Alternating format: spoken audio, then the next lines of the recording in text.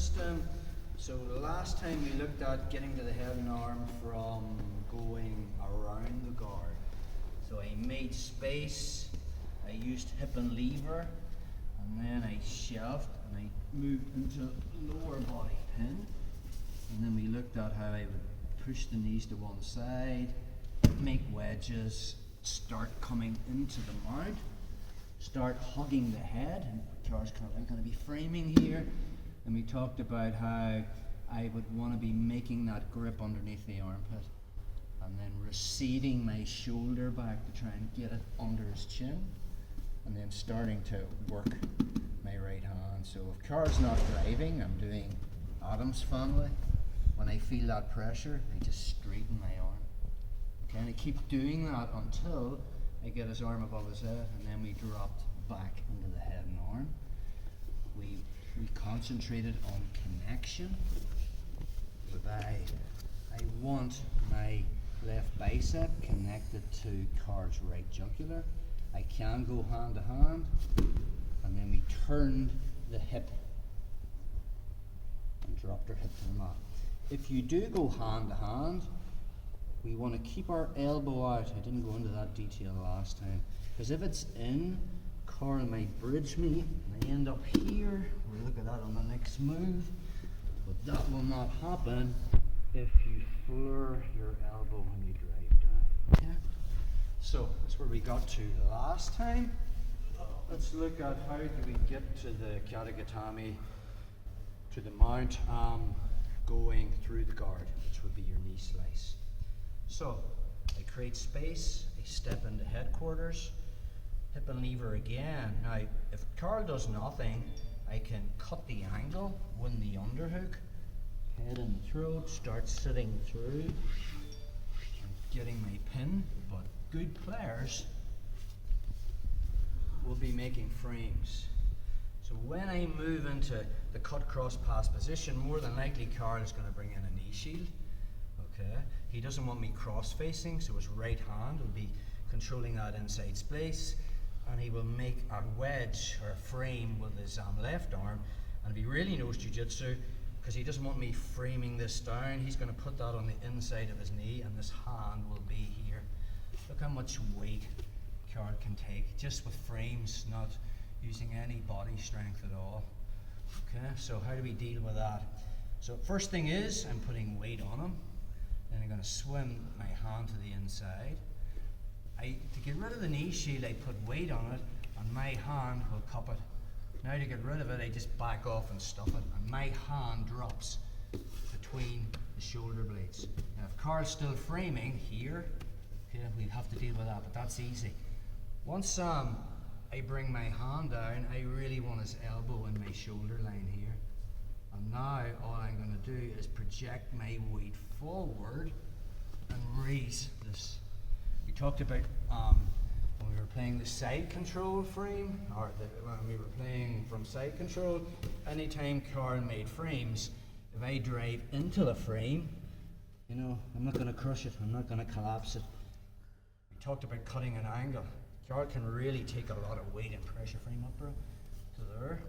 Whereas if I cut an angle and brought it down, and now I can collapse it. So collapsing frames is just all about angle. Let's look at that again. So if he's playing sit-up guard, I'm going to get his back on the mat. I create that space, step into headquarters, make sure my foot comes to the hip. You step back a bit, you're going to run into De La Hiva and all that stuff, and we don't want that. So I want a penetrating foot, and I step in. I start to work my knee slice. Carl brings in his knee shield, and he's controlling that inside space. Okay, so his limbs, arms and legs, are inside mine, which means he's winning. Doesn't matter if I put weight on him, that can be difficult, but we want the Kata Gatame from here. So how are we going to get it? First thing is I swim to the inside with this hand. I project my weight forward, and this hand cups the knee. All right. The minute I back off, I'm going to slip it. Now this is still here. This hand drops down. This is the detail. I put his elbow in my shoulder line, nearly in my armpit. Still frame, keep your hand on my shoulder from there. And now it's all about me projecting my weight forward and making Carl's arm go above his head. just with that lever of me hugging his head and driving forward to here. And again, I'm just going to hug his head, 2 hands facing in opposite directions. I'm not trying to choke him from here. I'm just sort of smothering him a wee bit. And if you've noticed, he's caught me in half guard. He's pinched his thighs together. Now we can free this and go to side control, but then I have to mount, and that's an extra move. We're going to go to the mount from here. Some people struggle with this. The detail is in the direction of my heel. I'm going to turn my heel. Notice the way my right heel is facing to my right. I'm going to point it to my left. How do I do that? From there, the sole of my foot comes in, finds the bottom leg. Pinch your legs, Carl. I tripod up. Watch what I do with my heel. It turns the other way, and as I drop on the mount, I just come to here. I don't want him elbow kneeing me. Right? Now from there, I'm still not choking him. Now I come up on the mount. And that's the usual story from this position. We finished this before. So again, my chin is on his arm. Concentrate on getting that connection. Sometimes if I feel his arm is slightly above his nose line, my hand will come in, I recede my weight back. It's all about getting that angle. Now I'm in, elbow out, start to make that connection. Another angle on that. So, it's back on the mat, step into headquarters, start to work the cut cross. Good players will have the knee shield in, they'll be controlling the arm to stop the cross face. His elbow will be on the inside here, and his hand will be on my shoulder. If he's doing none of that, I can just collapse his freeness. He wants to switch positions.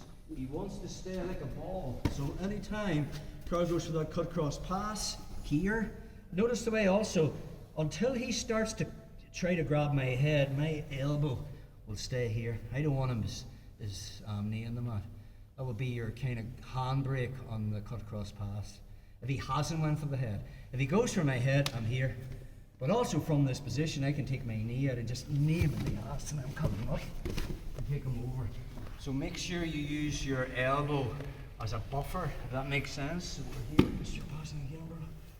So as he moves, notice the way my elbows come in here. Now, again, from here, I'm going to be bringing my elbow to the side, finding my wedges, and we're here. So if you notice, my limbs are inside Carl's. If he tries to put any kind of weight on me, it's effortless, because I've just made frames. I don't feel under any pressure at all. But then, of course, I can use this to my advantage. When I take a frame away, now I can start to work the Kasushi and the off balance. So, before Carl does that on me, I'm going to collapse those frames. So, I get his back on the mat. Just turn this way, bro. We move in. I go for the cut cross pass. Everything's tight. So the first one is, I want to cross face him. I can't do it with his right arm. So I swim this inside. Okay. Knee shoes next. Put weight on him. Hand finds this. Okay. Back off, stuff it, and it drops. My hand drops between the shoulder blades, but watch what I do. I kind of get my arm put in his elbow. And now it's just about to frame that. I want to make him do that. It's just about getting that bite. And now it's just that. I'm not even looking for it, I'm just smothering him. Stay tight with your head, your quarter guard. Perfect. So there. Now we want to free our foot. Notice the way my heel is pointing this way. I want it pointing this way. So watch. From this position, all I do is tripod up. Create the space. If he's really tight, pinch tight, I'll make the wedge with the bottom foot. Tripod. Watch my heel, it turns. But watch, I don't want him elbow kneeing me in the half guard now. So I immediately lock here. Then I come back to mount. Now we're finishing as before. So we were there, I come back. I'll use my chin to push this down. Start to slide down. Maybe sometimes his arm's way up here. I will C-clap and bring it back down again. Concentrate on getting connection. And then from there, it's just a turn. One more time. All about connection. Just back on the mat. Create the space. Cards framing inside with the first grip. Okay. Cup this, pressure, drop it down. Anytime, see the way card when I drop down brought his arm through there, that's giving me the underhook. Just going back to our game again. Things change in the midst of a row. So we're here. He's made that wedge inside. One. Pressure. Two. And this is still here. If it comes around, I'm underhooking it. But if it's there, right, I get my armpit over. This hand's waiting. I just like, boom, and drop straight down. Now we're concentrating. Freeing my foot. Card's pinching his knees. Bottom leg, tripod. Turn your knee and immediately drop down. Still not thinking about finishing the choke yet. I want to stabilize mount. So now I'm back up into mount. Another thing I'm thinking about is I don't want this arm coming around my head, so my head's down the whole time. So I'll keep it down, wait on the moment, and then I turn into it. Okay, let's play that. There's a lot of